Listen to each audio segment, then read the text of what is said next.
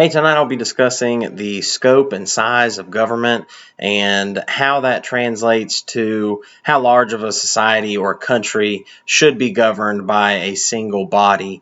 And when looking at the government of the United States, I think that you could answer a resounding yes, that the government of the United States is not only much too large, but the population of the United States is also much too large to be handled by a single government, no matter how much scope or power that government is given, which on another hand is a scary concept with the amount of power that the federal government has. So throughout de Jouvenel's work, he argues that power basically breeds power, and that once power, capital P, has become entrenched, it will continue to grow, and men will continue to look towards power and what it has created in order to fix their problems. And that's what he's really arguing in this 19th chapter, that if you go the legal route of trying to curtail the government, you're in effect simply using the large power already to attempt to scale it back, which is not going to work. And so many thinkers, especially many Southern conservative thinkers, have often argued that the scope of the federal government is much too wide. They've got a lot of reach that is not conducive to liberties, or that it also does not bode well for separate and distinct communities. And so, for instance, if you look at the work of Dr. Clyde Wilson, he argues that, especially during the Constitutional Convention of 1787 and 88, that South Carolina was a much different country, if you will, than another one of the United States that it was attempting to go into enter into a contract with. As Professor Wilson and others presented at a conference in South Carolina in 1988, they argued that not only South Carolina, but each state that entered into the Constitution of the United States had entered into it for a distinct reason. For instance, Georgia needed military protection from the Creek Indians. Pennsylvania wanted to be economically protected from the behemoth of New York. Virginia had their own internal issues that were going on.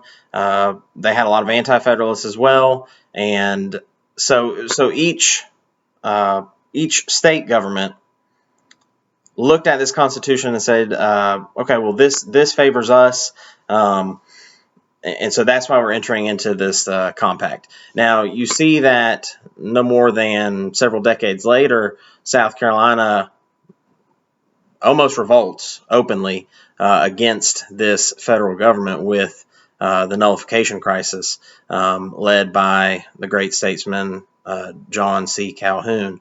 And so this is while each state had their own reason for rejecting, or both accepting and rejecting portions of the Constitution, they ultimately entered into it hoping that they could be able to work out their differences.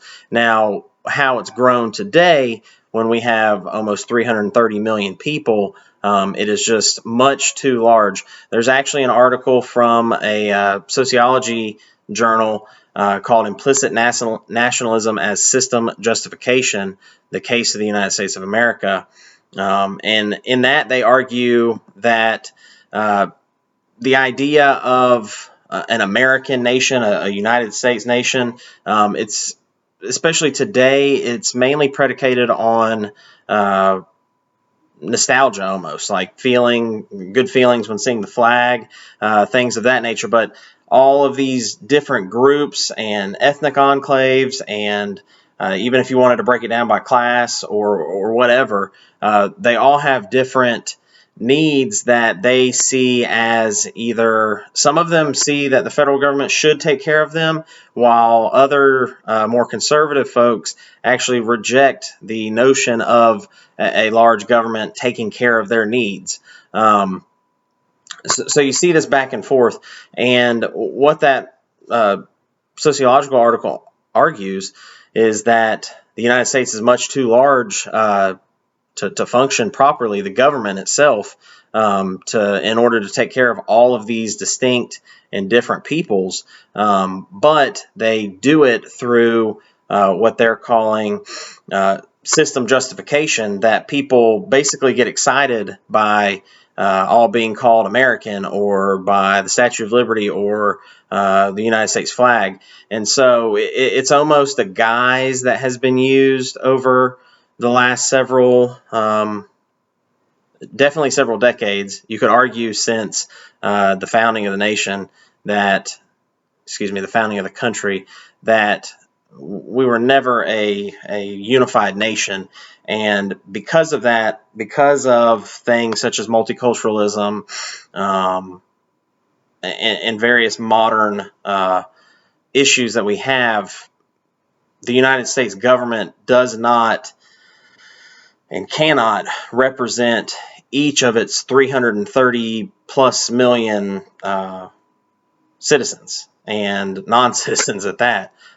So yes, the scope of the United States government is much too broad, and the amount of people that the government is attempting to placate or take care of is much too high.